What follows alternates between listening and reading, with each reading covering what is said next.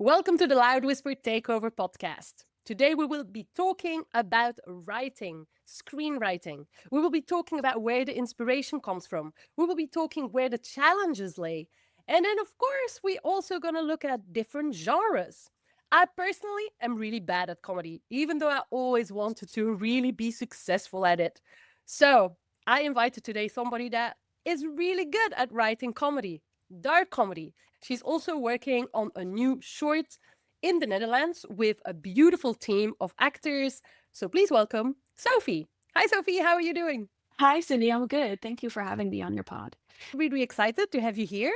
So, can you perhaps just introduce yourself in a nutshell who you are as an artist and as a writer? Well, as an artist and a writer, they are the same thing for me. I am mostly a writer. I'm also an actor. I went to acting school about a year ago. And before that, I went to film school where I specialized in direction and writing, but I've really focused more on writing in the past couple of years. So that's really my main area of expertise. Can you tell us a little bit more about this new short that you are developing, which is called Somewhere Between Here and There? By the way, guys, there will be a link in the show notes because they're fundraising at the moment. So tell us more about this project. How did it come about and what are you working on now? Right. So the new short is called Somewhere Between Here and There, and it actually was created by a group of actors. We all went to acting school together, and we were doing a scene group, a weekly scene group. We were doing scenes together just to keep the acting muscle alive and just to have fun, really. And after about a year of that, we were like, okay, we think we should create something together because we feel like we have so many ideas and we each bring something to the table. Everybody has like something to add to it, essentially. So we decided to make a short film. First, thought about doing a theater production, but we eventually settled on short film. And we've been working on it for about 3 to 4 months. So we started really with the base of actors, which is mostly different from how other short films would start. They usually start with, well, a writer and maybe a director and a producer. But here we really started from the actors. And so the way we approached the story was also from a point of view of how can we make a story where we can fit 8 people in, because we were with 8. It's quite a lot. It's quite a challenge. That's basically how it started. I wrote it. I had 2 co-writers, but I wrote the majority of the script. And together we made the script that we're going to be shooting in about a month right now. And we're looking at a late 2025 release. So it's been very exciting so far. Difficult and challenging, but in a good way. So we're going to talk about how sometimes restrictions can also help creativity because when I was speaking to the actors that you were working with, I heard, okay, that the script was written to give equal weight or at least a big weight to all the actors involved and not that one would carry the whole story and everybody else would be an extra. So I think it's like a restriction as a writer, but also it can open up doors for a lot of creativity. So we're going to talk about that. I just want to bounce back on this thing, which is for me the center of a lot of our things as artists, is that you were meeting with a bunch of friends essentially to keep the muscle of acting alive. I am currently the ambassador of the Actors Home for the Benelux House, and we want to do that as well to have like some sort of a little hub where we can keep the muscle alive. But I believe that this can also bring a stronger bond between people and this can create friendships. I'm totally in that spirit of friendships first, that that wow, we want to do something together first because as artists sometimes you cannot wait until you have all the ideal fundings in place. I agree with what you're saying. Like, community is everything, I think, especially in this business. But I think even before we started this short film, we were already a very close group. We did the whole acting diploma thing together, which was a full year. So already spent a lot of time together. So it really just started out for me, at least, as a way of like, I want to keep seeing you guys and stay in this kind of mindset with you guys. So we thought of the scene group as a way to keep bringing us together. And I feel like that just even doing the scenes, leaving the short film aside for a second, really brought us together already in such a way that this short film just felt like the next natural step for us. And I think it will continue to grow. I mean, we were shooting pictures the other day for the poster, and there's just this constant sense of like, we're doing this together. It's crazy. Like, 2 years ago, we didn't know anybody, and now we're doing this together and we know everything about each other and we spend so much time together, but it's going so well. And we're bringing in exactly the type of energy that everyone needs. So I think it's really the base of this movie. Like, it would never have been able to exist if we'd done this with eight strangers. I think it's so easy for things to fall out or for people to have other expectations. But for us, it was just so clear from the start what we can expect from each other, how everyone works, that it really has made the collaboration easy. So you say there is this strong sense of we are doing this together. Am I right in saying that every single person, every single actor is actually also putting something else on the table? Like somebody is taking on a bit of production, somebody is, I don't know, doing makeup or finding a makeup artist, or has everybody a little bit more responsibilities within this production or not at all? Yeah, no, this is correct. We decided from the beginning, like, we have limited resources, so everyone's going to have to give something extra. So I wrote most of the script, and I'm also doing set design, but there's indeed two producers. Two of the girls in the group are producers. Somebody is directing. We have even the silly things like taking care of the food, taking care of transportation, outfits. We have a costume person. So everyone is chipping in a way, which has been really nice. And it alleviates the workload immensely when you have eight people uh to break it down. So now let's dive into you as a writer. So you actually won a competition in Los Angeles. Yes, I So did. tell me more about that. So what did you win the competition for? How did it feel to win as well a competition like in Los Angeles? You based in the Netherlands, like it's a big thing. Yeah, absolutely. It was really crazy and also really random, which the best things in my life really are very random. But I written a script really just before we started this short film. So around December, January, we were like, okay, let's make a short film together. And I want to say maybe 2 or 3 weeks earlier, I'd written a different script with the full intention of making that. I was going to be like, this is going to be in 2025. I'm going to make this script. I'm going to produce it or whatever. I had no idea what all the details were going to be like, but I had it on paper and I wanted to do something with it. And then it got completely put to the side because this group was saying we want to make a short film together. I was like, well, obviously I want to be in on that too, so I'm going to join you guys and I'm going to put this other script on hold. There will be another time for it. And actually, somebody in my acting group, she read it, she gave me feedback on it, and then she tagged me in this poster, this story on Instagram from Heavy Shovel Productions, which is a production company based in Los Angeles. And she said they're doing a script competition, and you can hand in your script. It has to be a short film script, and if you win, they will produce it. Just came out of nowhere. She knew the production company. She'd been following them on Instagram, so it was really just a divine timing in that sense, because everything aligned. They were looking for a script no longer than 15 pages. My script was exactly 15 pages. They were looking for comedies. My script was a comedy. They were looking for scripts which featured mostly females. My script had that as well, and it had to take place in one of four locations. The two locations in Los Angeles, there were two in New York as well, but the two in Los Angeles were either an Art Deco house or a diner, and my script took place at a diner. So I literally didn't have to change a single thing. I just kind of finalized it, I put a title on it, and I sent it their way. And then about 2 weeks later or so, I was looking through my spam, and of course, I'd had a message, an email from them already a week earlier that said, "Congrats, you're part of the final three." They had already sent me two follow-up emails in that time, like, "Hello, are you there? And please respond ASAP." I just caught it just in time. They were about to kind of go on with the competition when I responded, "Oh my God, thank you. I'd love to be involved." And then there was a table read in Los Angeles where they would actually read my script aloud with two other finalists. The two other scripts were written by Americans.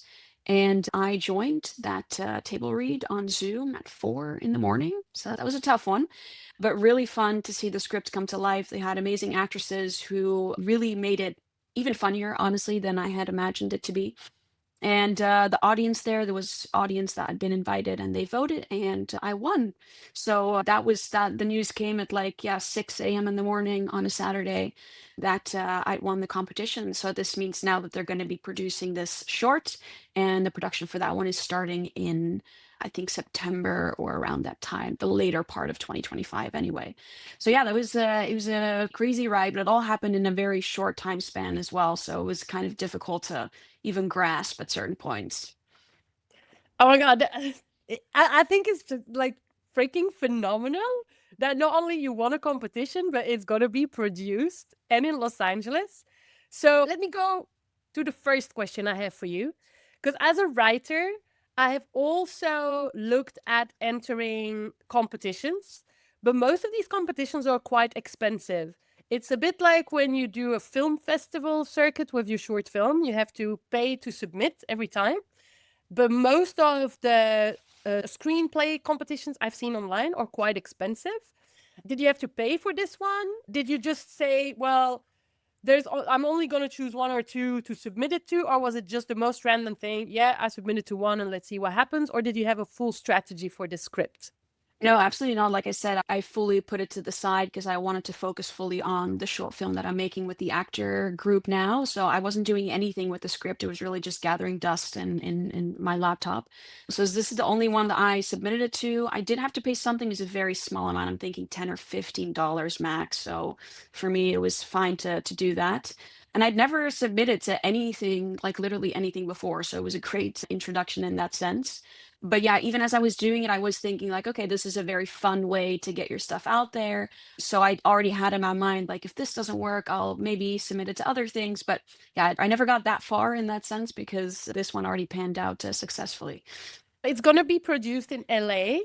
Are you going to be a part of what is happening next? Or is it absolutely in the hands of the producer and the director and everything else now? Will you be invited on set, or will you only be invited once, well, it's finished and edited and there is the premiere?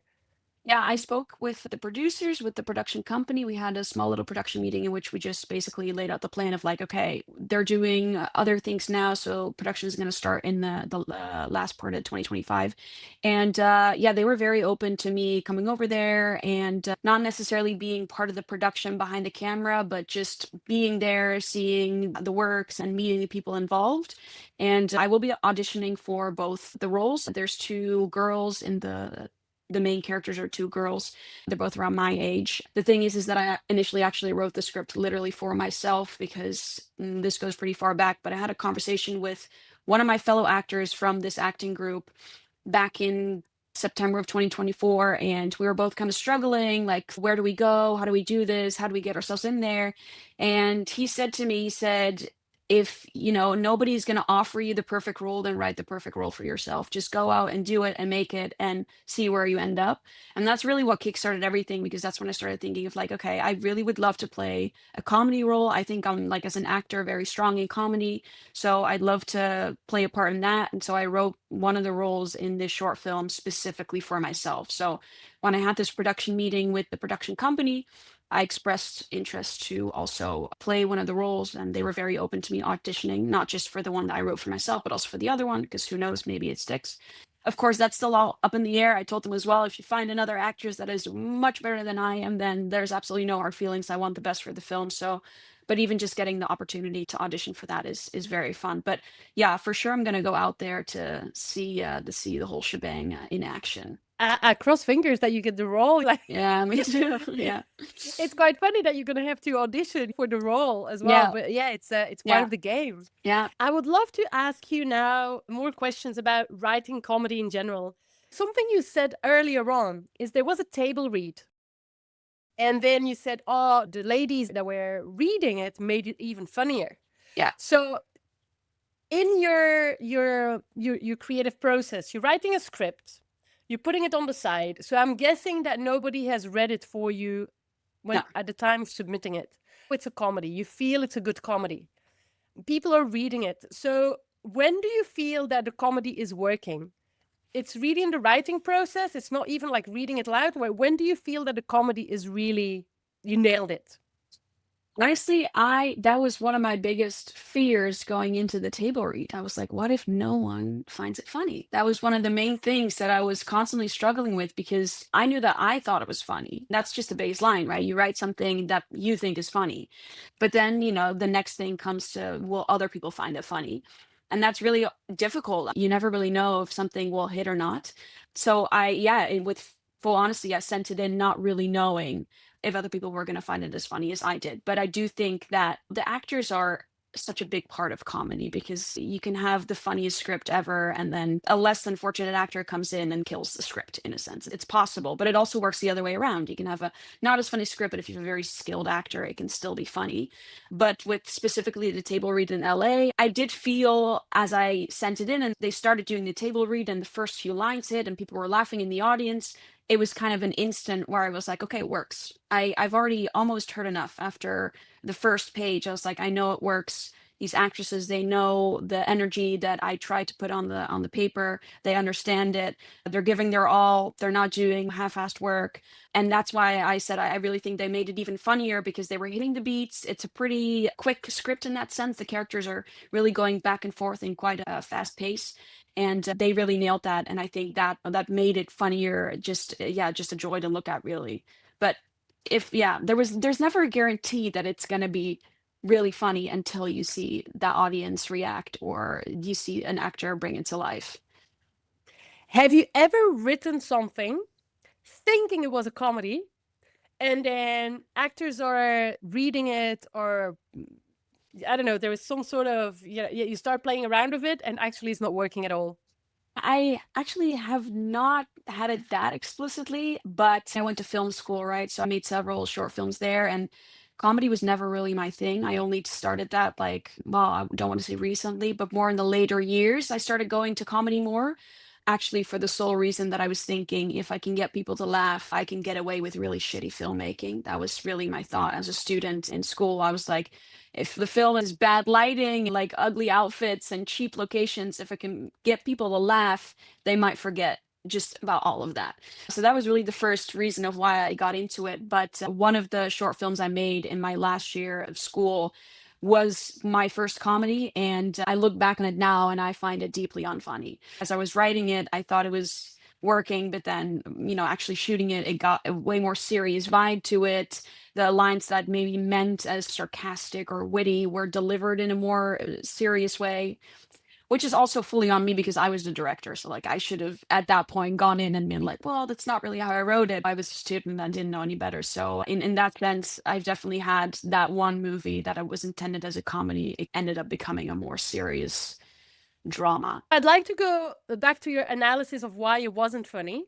So you said maybe you made mistakes as a director, but do you think that at the core, if you had to look back at the script, was it a script problem? Do you think it was a wrong cast, unexperienced director's problem, or was it actually the script you've written that didn't really come to life as something funny? Yeah, I do think it's a mix of more things. I do think also me as a director, I made some mistakes in that, and because the actors I had then were actually they were quite nice, and they did understand the vibe and the feel of the movie.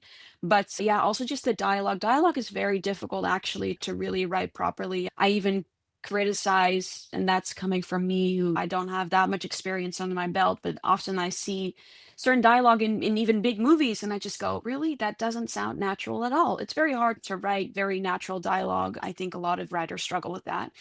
And in that movie, the one I made in school, I think the dialogue was a big part of that. It didn't feel very natural. It felt very much almost slapsticky at certain points, and I think that's why it just didn't translate well. But I do think the core of the story was correct and was a good choice and it was right.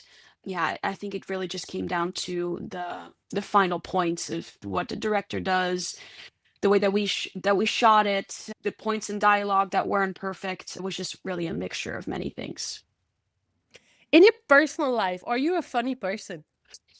Ooh, that's interesting to answer. I don't know. I would say so. I do think people around me have said to me that they find me funny. So there's that. I don't know. I think I have very deadpan, sarcastic type of humor, which works with some people, doesn't work with others. So yeah, I'm in the middle. I don't know. I think I'm funny, but I'll leave it at that.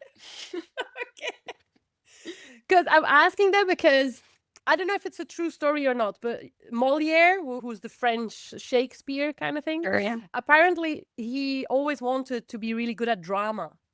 And he ended up always writing comedy. And he felt like a failure because he couldn't step out of this comedy box, but he was good at it. And I feel I'm a bit the opposite. I think I would have a sense of accomplishment if one day I could write something that really makes people laugh. Because one day I wrote, it was actually a one woman show and it was meant to be a comedy. Hmm. And it was quite a long piece. And so one day I performed it, and literally, I kid you not, I had one audience member after the other that just broke down crying. Oh. Like, yeah, it was. So I'm perform. So it touched people very deeply. Hmm. It was. It had impact, but it didn't have the impact that I thought it would have. Like literally, I saw people like melting on their chairs, like head in between their hands, crying because they were so touched by it. So that was my comedy career That's great though. I gone mean, into even if you can elicit such a strong reaction from people, I mean, I still that's a win. That's amazing. Now, my next question is, what is for you a good recipe? If somebody was to come to you and say, "Hey, I'd love to write a script. Here is my idea. How can I turn it into a comedy? How can I be a comedy writer?" And what is the recipe? Because you said that also as an actress, you feel that that is your forte. So, what Hmm. is for you the recipe of a good comedy actor, actress, and a good comedy writer or a good comedy script? What would be the recipe? For script writing, I don't think there is one specific recipe that has worked for me. I think there's many different ways of approaching it. I really am just very much motivated, or like I work in like bouts of creativity that kind of come out of nowhere, and I really let those lead me. I know that the way that I work is not, at least it doesn't feel conventional, but I think one of the most important things is to start small, really, with any script. This is not just even for comedies, but sometimes people have these ideas and they want to immediately think of the biggest picture there is and everything that comes in. But really, what I do is, to me, the details tend to come first. Sometimes it's a location, or sometimes it's just one line of dialogue that I think of randomly when I'm just in the supermarket, and that's where the entire story blooms from.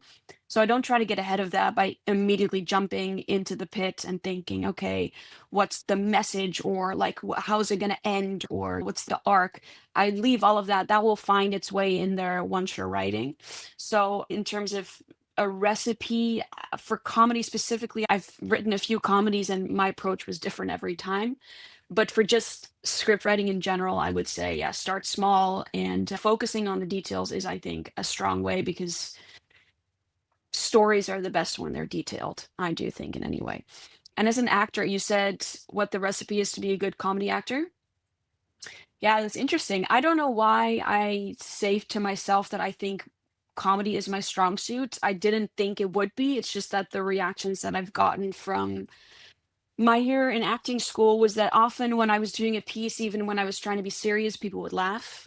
People would think that I was trying to be funny when I often wasn't. So that's the other side of the coin, when you're trying to be serious and people think it's funny. But I found my way in that. I was like, okay, if people are going to laugh at me, then I might as well just go further in on that and make it my staple. But yeah, I think the most important thing is don't take yourself too seriously. I think comedy lives in being loose with it and letting it take many different forms. Comedy can be done in so many different ways, and surprise yourself with the many ways that are possible within comedy. And don't stick to just one way that you think is funny, because, again, what other people think is funny might differ vastly from that. So be in tune with the audience with that, because they're the ones judging. They're either laughing or they're not. So I'd say, yeah, like be loose with it. Don't take it too seriously, and watch the audience, observe the audience. Both as a writer and as an actress, do you keep some sort of notebook where you keep noticing things in the street or at the supermarket and you're like, oh, that's funny? And you write it in a little notebook and you might start a script with something you saw or you overheard at a restaurant or whatever? Or is absolutely everything coming from your imagination? I want to say about 95% is coming from my imagination. I, most of the time, yeah, the things that I think of, they all just pop up in my head. It's not really ever things I overhear. I want to say sometimes things I see, things I see on social media. To be honest, I'm a really just disgusting TikToker. Like I'm on TikTok just all the time. It's killing my brain. But I do get inspired from just because on TikTok you see so many different people, things on social media that you would never have been able to know like 10 years ago. Like a day in the life of somebody living in Dubai. Like it's just all these crazy things that you see on there. And that has inspired me a lot in the past. In terms of writing things down, I have a killer memory for some reason. I don't know where I got that from, but I remember quite literally almost everything that's ever happened to me in both good and bad ways. So yeah, I don't really write much down. I overthink it a lot. Sometimes stories are in my head for weeks, months before I write anything down. Sometimes I never write it down. There are stories in my head that I've thought of for years, and I've just always been like, they're just in my head, but I don't find the motivation or the whatever to really put them down because they're not there yet. They might need some more development, but it's a lot of brain work. It's a lot of thinking and thinking. So there's nothing in your work that is autobiographical? No. Another question I wanted to ask you as well in regards to comedy. Mhm.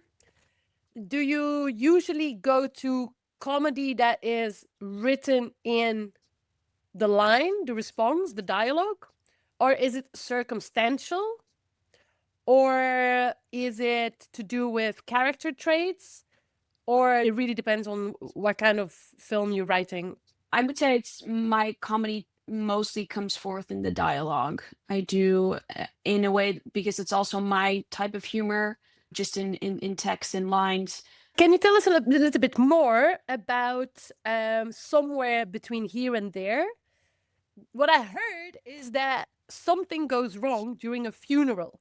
So obviously you don't want to give any spoilers here, but what can you tell us about this particular short that you're creating with your collective now? I can definitely give you a little peek on what it's about. It's about a wake, and it's a wake for a dead girl. Her name is Mia.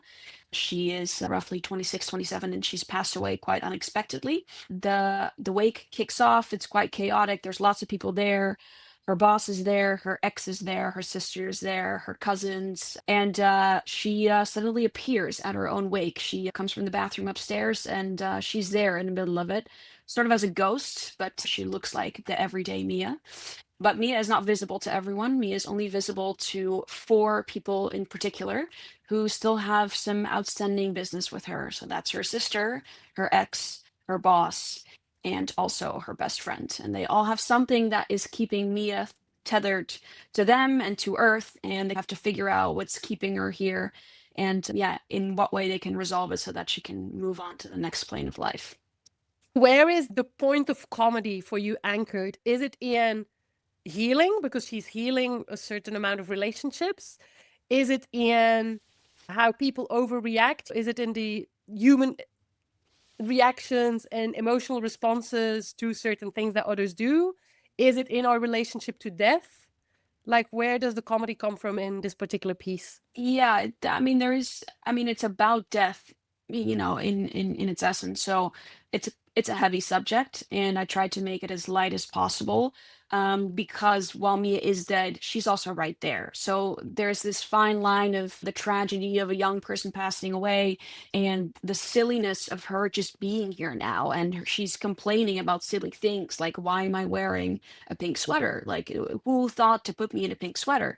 And why is this music playing? Like, and she's going after all these silly things. And there's really no mention of how did she die and these heavier things that are usually associated with death and things that make it tragic. I steered away from those things and instead focused on the sillier things of a wake of, that, like what I said, clothing choices, music choices, the people who are there, and also what you said in the way that people around her react to it, the way that her boss reacts to seeing her, and some people will react more in a heavy way of, oh my god, you're here now, and all the emotions that come with that. But there are also characters who don't even realize that Mia is actually showing up as a ghost. They're like, so you faked your death? What's going on? Like, explain yourself. And so then it takes in kind of a different direction there. So you have all these different characters, and they have all their own little quirks, and they're all reacting in a different way. And I think there's definitely comedy in that too. Let's now talk about the restrictions you had as a writer. I don't know if I need to call it restrictions or just the givens. So, one of those elements was okay, we are a group of 8 friends. Let's write a short movie. But there was also this sense of okay, we don't want people to feel like they are an extra on set. How can we give weight to every character while still obviously having a lead character and stuff, but still give enough weight to everyone? How did you handle that as a writer?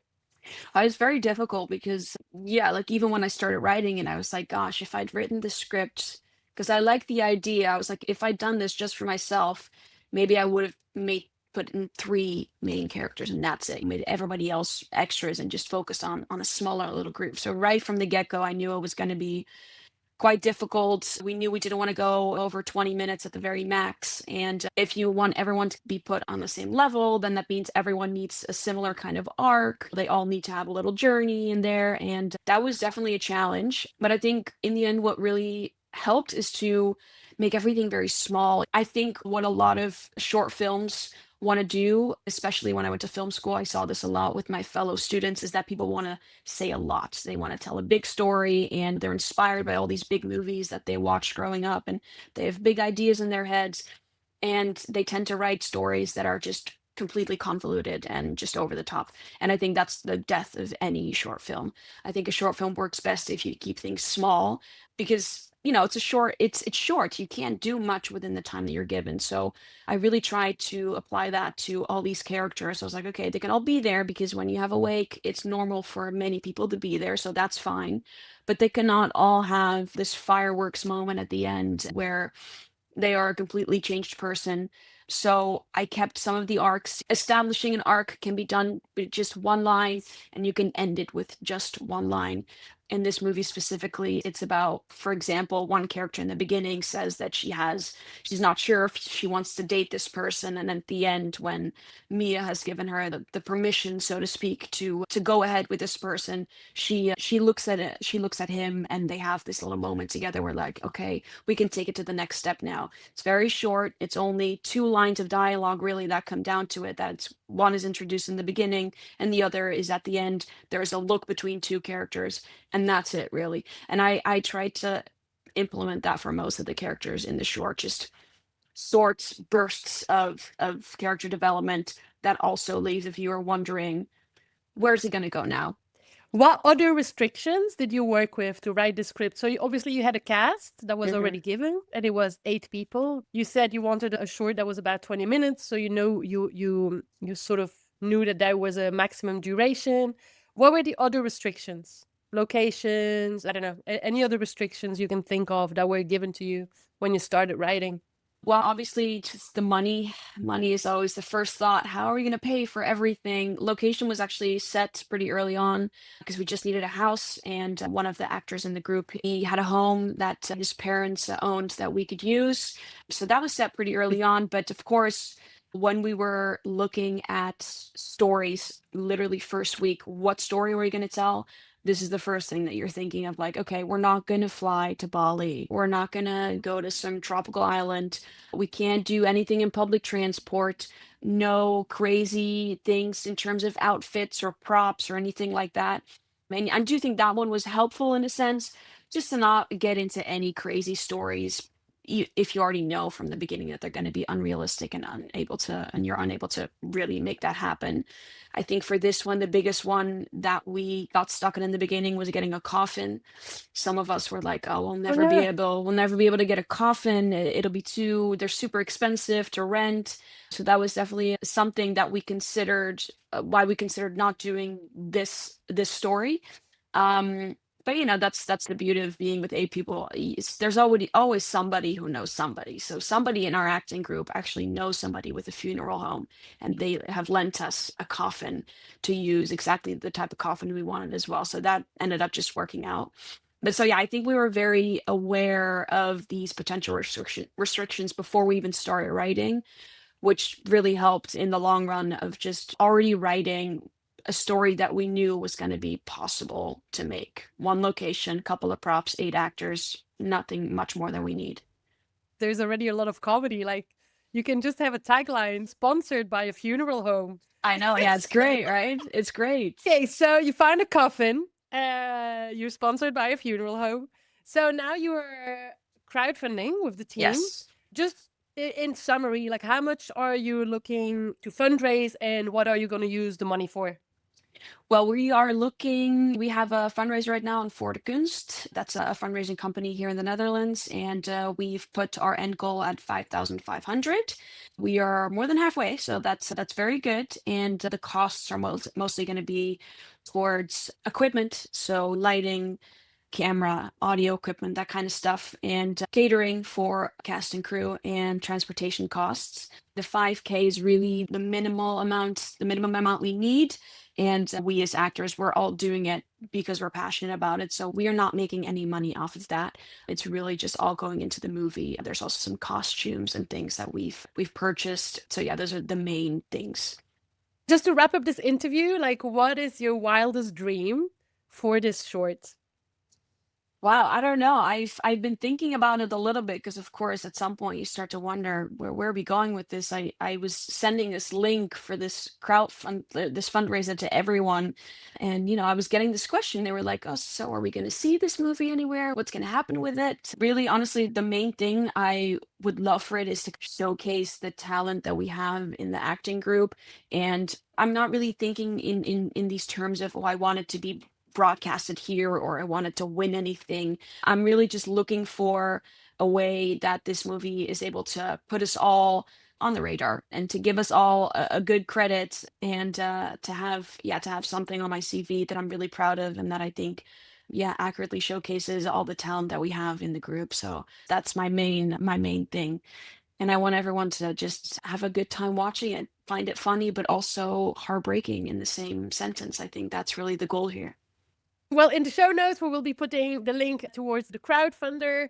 Thank you so much, Sophie, for sharing all your artistry here on the podcast. Yes, you're And welcome. I can't wait to be updated and eventually see it. Yes, I will definitely send it over to you once it's done.